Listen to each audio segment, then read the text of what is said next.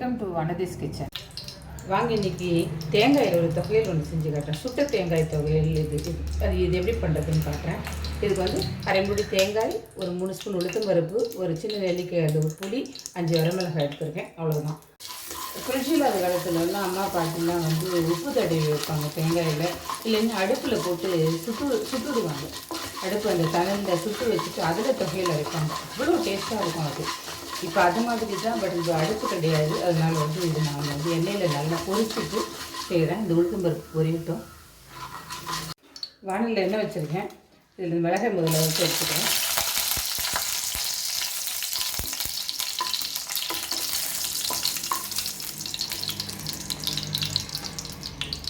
உளுத்தம்பருப்பு போட்டுக்கிறேன். உளுத்தம்பருப்பு செவந்துருச்சு எடுத்துடுறேன். அந்த எண்ணெயிலேயே இந்த தேங்காயை நல்லா வறுத்து எடுத்துடணும்.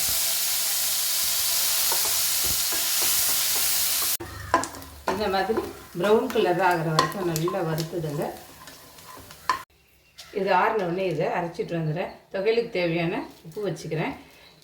வெளியூருக்கு போகிறீங்கன்னு சொன்னால் சாப்பாடு பேக் பண்ணி எடுத்துகிட்டு போகும்போது, இட்லி எல்லாம் எடுத்துகிட்டு போகும்போது இந்த மாதிரி செஞ்சு எடுத்துகிட்டு போனீங்கன்னா 3-4 நாள் ஆனால் கூட கெட்டே போகாது. தாளிச்சி இட்லியோடலாம் ரொம்ப டேஸ்ட்டாக இருக்கும். இந்த தொகையில் சூப்பராக இருக்கும். ட்ரை பண்ணி அரைச்சிட்டு வந்துட்டேன். தாளித்து கொட்டிட்டேன். கடுகு, பெருங்காயம் கண்டிப்பாக போடணும். பெருங்காயம் போடுங்க. பெருங்காயம், கருவேப்பிலை போட்டு தாளிச்சிட்டேன்.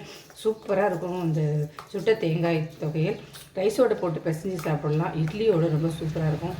மிளகாய் கிள்ளி போட்ட சாம்பாரோடு இது வச்சு சாப்பிட்டிங்கனாலும் சூப்பராக இருக்கும். ரொம்ப சூப்பராக இருக்கும். ட்ரை பண்ணி பாருங்கள். பிடிச்சதுன்னா லைக் பண்ணுங்கள், ஷேர் பண்ணுங்கள், சப்ஸ்கிரைப் பண்ணுங்கள். நன்றி, வணக்கம்.